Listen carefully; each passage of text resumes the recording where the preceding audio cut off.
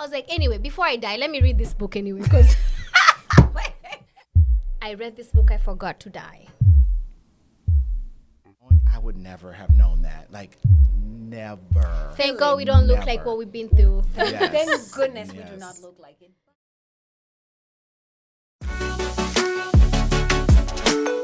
Welcome to Sips and Heal, the podcast where we explore the real, raw, and sometimes messy journey of healing, one sip at a time. I'm Sally G, and I'm here to bring the vibes, the insight, and a little luxury to your healing process. And I'm Tuni Lee, keeping it grounded, keeping it real, always ready for the deep dives that help us grow, learn, and thrive. And I'm Philip, the producer, your voice behind the boards, and occasional tea spiller when the moment's right. Together, we're here to guide you through healing with open hearts and honest conversations. So that's where mine started. I'm very curious to know about yours. Did you have an aha moment? What led to you deciding to make a change? I think it's a little bit similar to what you've described. Okay. But from what I've come to understand about myself, I think mine really started, my healing journey started a little bit late, I would say in like my late 30s. And I think I got to a point where I kind of like got tired of life. Okay. And like you said, I was experiencing similar patterns in my life that were extremely, extremely toxic. So what I want to say to my younger self right now is hold on. You finally find what you're looking for. To give you a little bit background. Yes. My Toast to that. Let's toast to that. To our younger and selves. toast to your story as well. Yes, Thank we're you for toasting sharing to our that. younger selves, man. Yes.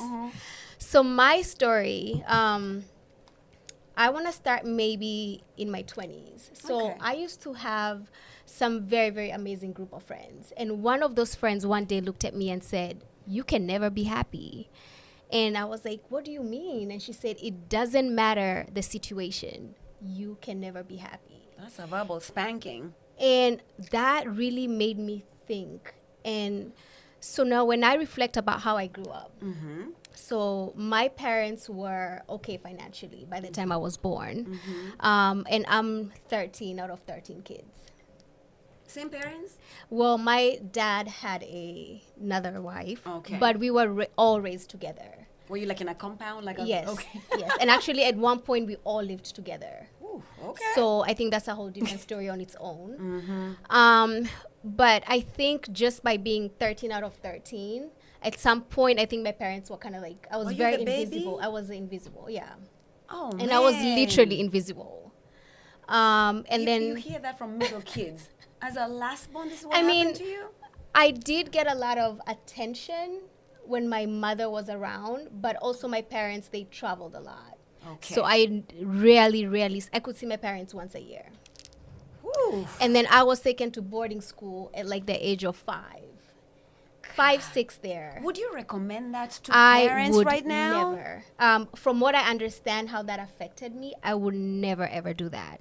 And we're talking So about boarding school in Kenya, because there In is Kenya. differences between boarding school in America and actually I don't even think boarding school in America, they have them go to school when they're, how old were you at the time?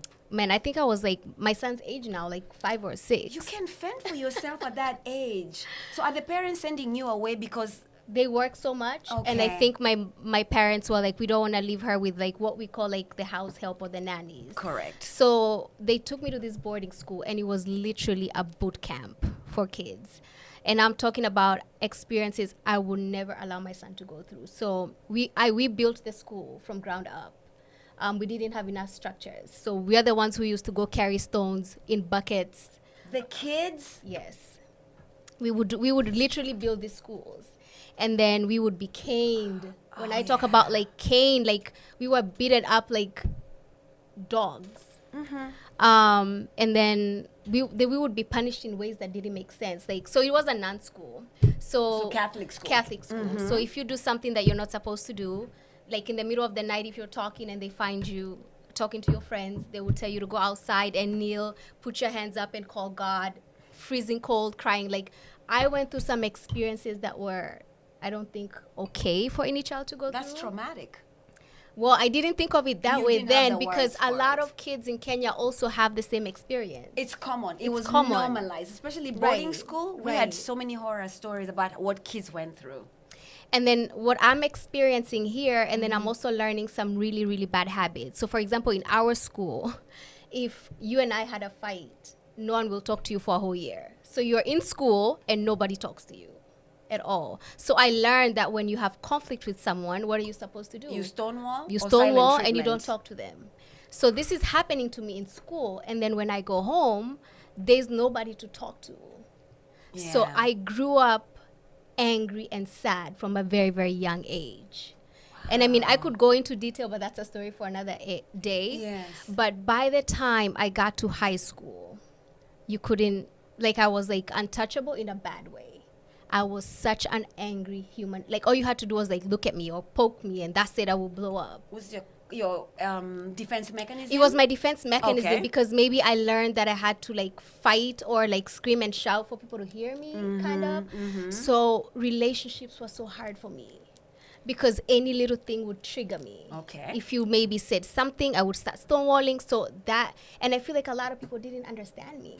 Whenever I would talk to my mom and I would be like, okay, I don't want to go to this school anymore, she will be like, well, I don't raise quitters. You're going to go back. So nobody really listened to me. So I learned that As the to world why is you not, don't want to go back. I learned that the world is not a safe space for me. So high school, of course, was intense. It was a sad experience for me as well. I was always angry, but in that moment, I'm not really understanding it. You know, I'm just going through the emotions. May I ask you, were you a bully? Because you were so angry. Did you bully? Or you kept to yourself until someone... Yeah, so said or did essentially the something? behavior of how I responded could be seen as a bully. Yes. Okay. Because I was very aggressive.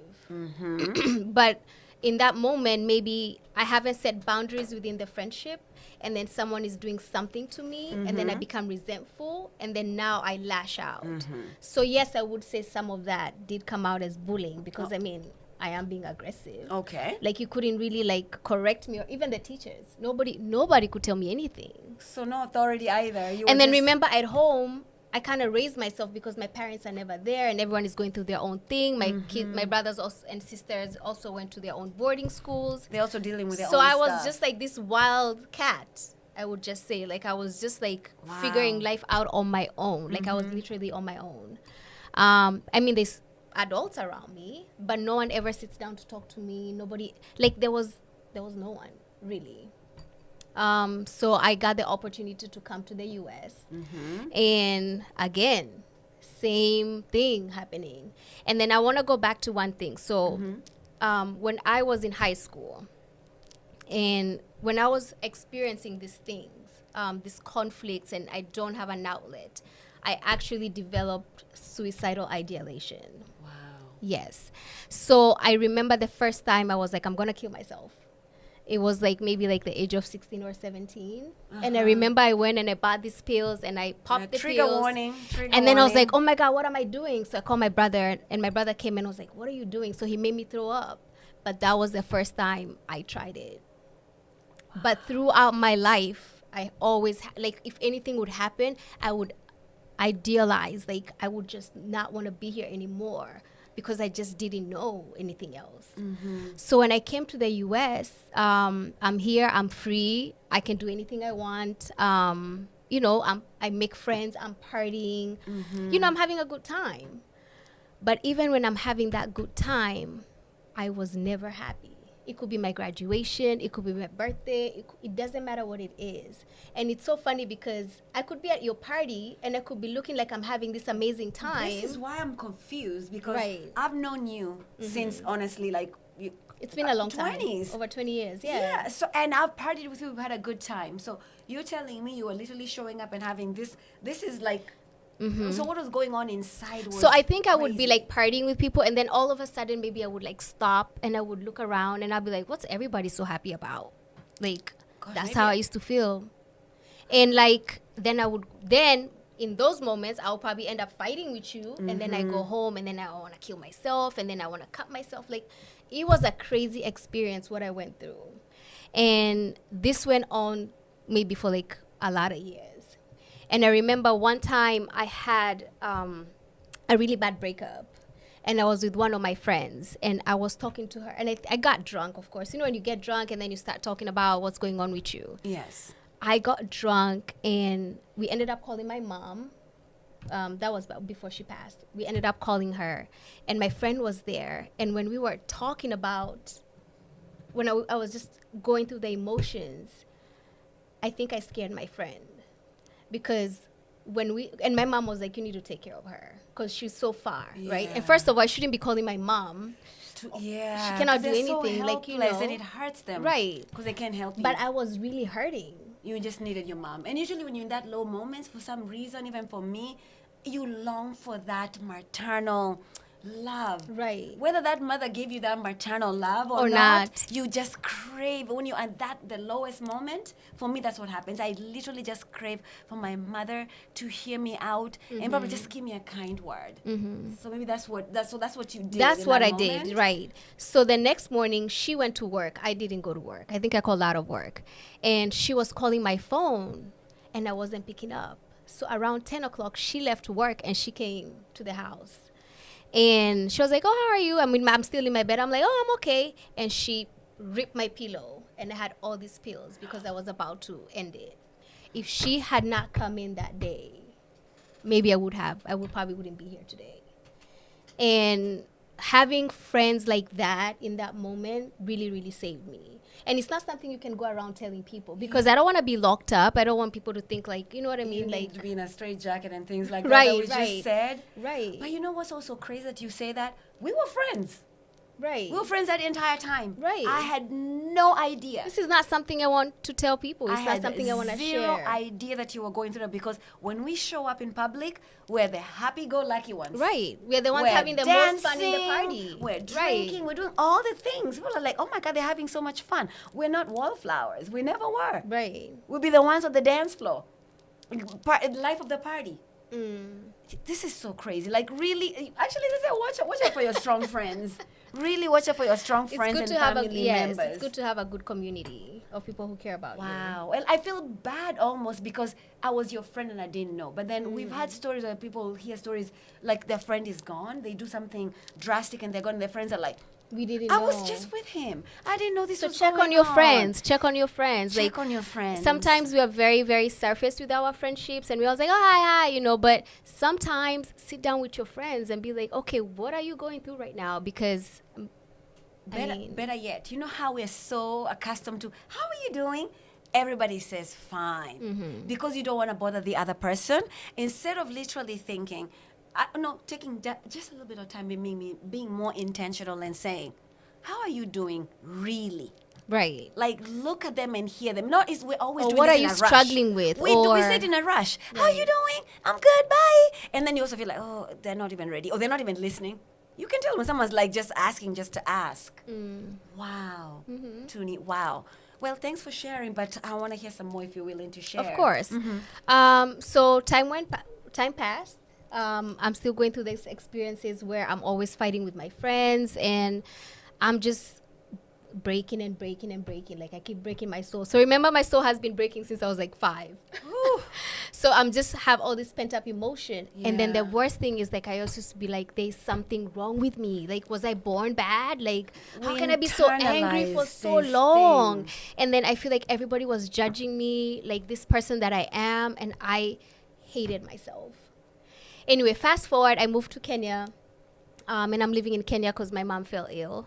And I'm brought back to the environment that brought me up.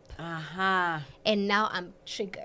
Beyond. Every day, every interaction with a brother, every interaction with a sister. And you know, we also had our own issues within the family That were never resolved. that were not resolved and that I hated, which is one of the reasons I was so happy to be in the US. And I've been away for 10 years. Now I've moved back. Yeah. And now everything is just a trigger. And I just, oh my God, it was crazy. You stayed there for 3 years, though. But yeah, I mean, there was the good moments. But Okay. but anyway, I'm an adult now. I don't live there anymore. So Yeah. even if I interact, I can go back to my own space.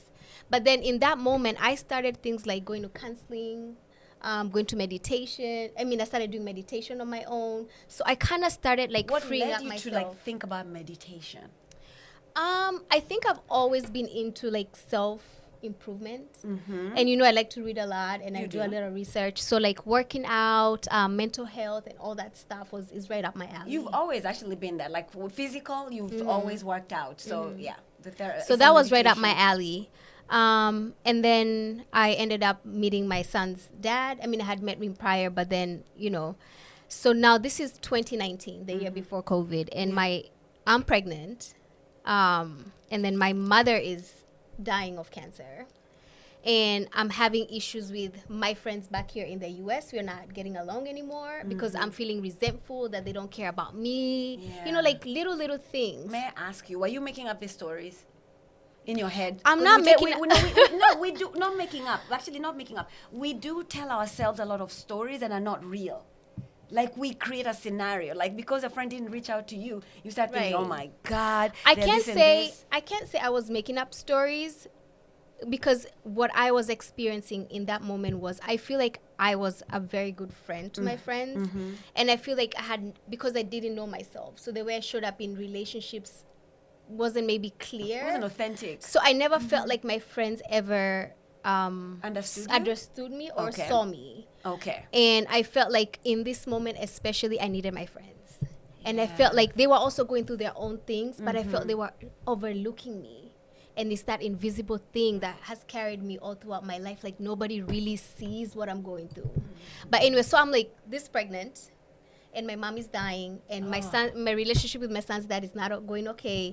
And my friends is also not going okay. So it's like everything was coming to head. It was like my lowest point. Okay. Wow. So I mean, that's also another podcast for another day. Correct. But I ended up having my baby, my son, and then I was all by myself. It was just me and my son, and I was going through a really, really hard time. And of course, suicide ideation. It's always been there, so it comes up and heavily, because I'm like, if this is going to be my life for the next 2 years, 5 years, forget it. Like I don't want it. Like forget it. May I ask, do you believe that could have been postpartum depression? I on mean, top of everything it was else? I mean, my mom just died. Actually, you're mourning. my mom died 12 days before my son. So I'm giving birth, and they're burying her. And then I'm breaking up with my son's dad, and my friends are not there. Like I was isolated. Yeah, I wasn't there. That's for sure. And I broke down. I literally broke down. But anyway, so my son is at the age of going to kindergarten. And I'm like, no, not kindergarten, sorry. Pre-K. So I wake up this one morning and I said, okay, so I'm going to drop off my son, and then I'm going to kill myself. Oh, Jesus. So in that moment, happily dressed him up, took him to school, and I came back home. And then I was like, before I kill myself, let me take a nap. And then I was like, before I take this nap, there's this person I used to listen to. He's like a guru or something. And he had books that he had said changed his life. And I had actually bought some of these books, right? So I was like, let me take a nap and then wake up and actually do it. So I took a nap. And then when I took a nap and I woke up, I was okay for a few minutes. And that caught me off guard because I'm always in anger and anguish. I'm like, I have this space where I'm okay. I was like, what's going on? I was like, anyway, before I die, let me read this book anyway, because hey, let me read this book. So you want to go? I'm postponing my day. Wait, you're postponing it, but you want to go there having been wiser? Intellectual. It might help me in the next life. I don't believe, forget this book. Why am I learning if I'm going to be in I don't know. the Something just made me read this book. I'm glad you because you're here with us. But wow, it's hilarious, but not so funny. I mean, look, we can laugh at it now. I can laugh now. But I took this book, and it's called. called. It's called. The title of the book? I tell you about this book all the time. I want you to share with whoever is going to be watching. Sure, it's called The Untethered Soul. Okay, Untethered Soul. And The Untethered Soul. When I was reading this book in this moment, I read this book. I forgot to die. I forgot to kill myself, because it just literally opened up my mind to how my thoughts, my emotions create my reality, and it's something that was so foreign to me. And when I was reading this book, there were some things where I would tell you, like, okay, be quiet and meditate, but something was just lifted. Wow. And I tell you, that's the last time I ever wanted to kill myself. So guys, it's okay. Hallelujah. Last time. And that was the beginning of my healing journey, because now I started like reading different things, and to my younger self, there's nothing wrong with you. Yeah. You just didn't know. You were wounded. But I was then wounded so you young. were wounded so young. You didn't have access to you didn't actually have the language to I didn't even describe know. what you're I was going just through. like It seemed normal. given That was birth and was normal. told like go out there. That's what it felt like. But anyway, so I started doing a lot of like listening to a lot of things, and I started healing. And at that time, it was still me and my son, but I slowly started building a community of spaces where I felt safe. Then, maybe like a year or so later, I had another big breakup with a friend. And I was like, no, there's something wrong. So I call up my aunt. She's in Uganda. I say, Auntie, just tell me, what happened to me when I was young? Just tell me, explain to me, because what is wrong with me? I cannot keep anything. So you went back to that place. That thought came back. Remember, you were already like healing. But there's like I We always come back. It's triggers. Right. Triggers happen. And she was like, well, since you finally asked, Wait, that was the first thing she said? so she describes how I was raised. Okay. And now she's describing to me how I was isolated. Like literally like someone would feed me and leave me for hours and hours on end. No emotional attunement, no nothing. Because I was raised by house helps. I'm not their kid. They're not going to give you as much and share. And when she told attention. me this about myself, and remember, I'm looking at my son. He's like 3 now. I cannot imagine that's how I was raised. I think I cried for like 2 months straight. Like I used to wake You up cried crying. for the little girl in you. Right. And that's when I got into therapy. And I started doing childhood trauma work, understanding my patterns. And there's one thing that my therapist told me was, you should be grateful for your anger. Because the way you were raised, so naive and not knowing anything, people would have taken more advantage of you than they do now. A child should never have to go through anything like that. So, Wow. so I'm here now. I'm in this space where I feel joy. And I think the first time I felt happiness was like so weird to me. Like it's not things Like that I genuine joy. genuinely being happy and genuinely now learning how to set boundaries and how to show up in spaces as my authentic self. I do give so much grace to the friends who are my friends and we're not friends anymore, who love me when I could not be loved. Okay. When I felt I could not You be are loved. lovable. But I also understand the journey as to why we had to part. But now I'm also grateful to the friends who stuck with me because you get the best version of me. You've seen it all. We have.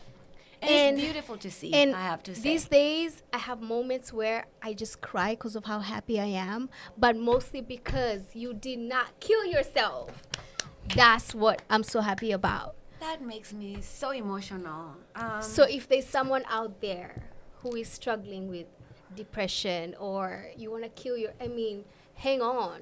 Get help. Just talk to someone. And I used to hate when people tell me, you just need to find yourself. What does that even mean? I hated that Without thing. the tools, you don't know. Right. You really don't know what you don't know. But At the same time, Tuni, no one can come and teach you and rescue you. You have to be ready. Honestly, I can look at you now that we've done all the work, like the childhood trauma work. We do the 360 review to evaluate yourself and get feedback, because we don't actually see ourselves sometimes that the world sees us. So it's good to actually check in safe spaces that you can trust. But God. yeah, so I just want to say when they say go find yourself, understand yourself. What that for me it means now is understand how you were raised, understand your parents. If you don't have parents, maybe you're an orphan, understand your environment, understand how you behave and how that triggers you. And then now, once you understand that, you can be able to change the things about yourself that are not working for you. Correct. But never look at yourself and say there's something wrong with you. There's nothing. We are all We're all good. We're all actually, we come into this world full of love and joy. And then the world. And then in the first 7 years, where you cannot do anything for yourself, you're literally under the mercy of adults or your caretakers, caregivers, parents, grandmothers, whoever. And most of them, they're raising you the way they were raised. They Right. don't know any better. So whatever damage was done to them, they're repeating it to the children. And I was so angry at my mom for so long because my mother had me at 17. She was supposed to go to college, met my dad, and got pregnant with me. So for her, she always, I'm a firstborn daughter. It's already tough as a firstborn daughter in an African household and in many other households. I don't know about the world, I'll speak for mine. You know, your parents are so hard on you because you're the first one. And they want to set a good example for you. And if they made any mistakes, they don't want you to make those mistakes. So they will try and overprotect you to the sense where I want to go into sports, I want to do extracurricular activities. They're like, nope, that's where you're going to be meeting the boys. That's when you're going to be doing They're this. protecting you. They're actually doing it out of love, but they're also doing a disservice for you because now you can't be yourself. Like the things that you're drawn to, I was drawn to creativity and arts. My parents wanted me to, most African kids, you need to be in the science. And like you do what, a doctor, a lawyer, or engineer, you're a failure. You know, like it was white collar. Like when I was growing up, it was white collar based. So if you're a creative, they're so hard on you. They don't know how to even Because I mean, deal with you. they don't see how you make money in that kind of a field. And it's coming honestly from a place they want you to succeed. Their way of doing it is flawed. But taking that class, which is what I learned, you really don't know where you are and where you're going if you don't look behind. Right. You have to know where you're from. Your blind to work, spots. To work your way forward, which is why I recommend doing the childhood trauma class, because in the second class, they were talking about giving your parents grace. And I was just, no, my parents, no, I'm not going to. They did this I know. and I this used, and I this used and to this tell and you all the this. time, Sally, you need to forgive your mom. Yes, and I look back and I have so much compassion for my mother now. Yeah. I'm like, you are barely 18. I'm in my 40s now, and I'm like, oh, children are actually a huge responsibility. You have 3 children. You're married, because once you get pregnant, the parents force people to get married. They were not even ready to be married. So they're also dealing with their own communication issues. There's babies who come. So they're actually on survival. Right. And I actually realized I had to give my mother some. I mean, my dad was there, but I don't really know him. But I realized I had to give my mother so much grace, which was difficult because, I mean, she was gone at that point. And I was so mad at her. And I was just like, how could you allow this to happen to me? But then now when I look at her life, I cry sometimes and I'm like, oh my God. Like, feel I for wish she her. had, I feel like what I went through, I'm like, I wish I wish I was older. I wish I had this information and I could have been there for Yeah. her. And But I you- had to also look at her objectively because as Africans, we they're also idolize our flawed. parents. And they're also flawed. And I had to look at her as a human being first instead of her role. So I can Yes. actually be able to say, okay, this really did happen to me. So I can be able to accept it. Because I was like, because my mom loves her kids so much, I was like, there's no way my mom, but no, she had a blind spot. And think about even parents sometimes who have to sacrifice, even sometimes leave their children, like say the ones who relocate abroad to make a better life for their children. You know what their children internalize that as? Abandonment. But it is. And the parent That's is our literally going experience. out to do the best they can. So this kid will go to the best schools, have the best clothing, everything. So you working to provide for them, the child is feeling like, you're not there. You abandoned me. So we all internalize things differently, but something you said with your mom passing that really touched my soul. In the sense that if your parents are alive, and I've been told this so many times when people, I'd be like, nah, I'm not talking to my mom. And they're like, Sally, your mother is alive. Do you know how lucky you are? Do you know how lucky you are? But of course, I'm stuck in the place of, I'm just angry at all the things that didn't happen for me. And then when I realized, my goodness, I never got to know her as a person. What does she aspire to be? Who is she without being a wife and a mother? She's a person. Get to know that person. And honestly, when you come from that place, and sometimes their generation, they don't know how to take accountability. Learn to forgive. And when you actually be the bigger person, which is the hardest thing to do, be the bigger person, they will soften. They actually also, they needed the nurturing no one gave them. Let's be the ones. That's why we heal, so we can heal the world around us. And that's our whole show. That's exactly what we're trying We to want do. to sip and we want to keep healing, and we also want to bring people here who can talk about their healing journey. Their healing journey. So maybe if you're going through something, you can hear it from someone else, and And relate to their so story. you don't have to go through all that we went through Yes, ourselves. if you can Yeah. avoid it, the best. I mean, what do we say? I mean, experience is the best teacher. But if you can avoid it by learning from us, you will be so far ahead. And my producer wants me to share this. Okay. If you're feeling suicidal, help is available for you. You can speak with anyone at any time. All you have to do is dial 988 and someone will be there to assist you. Yeah, And sometimes that's okay to do, because it's good to speak to someone who doesn't know you, because I had a hard time talking to my friends. But your friends may not actually be able to relate, and your friends will give you advice based on their own experience and where they are. and I mean, I don't want to scare my friends. I mean, can you imagine if I came to you and told you, Sally, I want to kill I mean, you I would, wouldn't even know how. I wouldn't have known how to deal with it. Yeah. So I mean, gosh. so don't suffer alone. Don't suffer alone. Get help from an unbiased source. Go to therapy. Really, therapy is an unbiased source. And if you they're- cannot that's what they afford went to school therapy, for. maybe you just need to sit down with a family member or a friend. Just don't sit there and internalize it. Life does get better. It really, life is beautiful, and Wanna we cheers to deserve that? to live life. It's so beautiful. We deserve to be here. All right. Thank you, everybody, for tuning in to Sips and Heal. Catch you on the next one.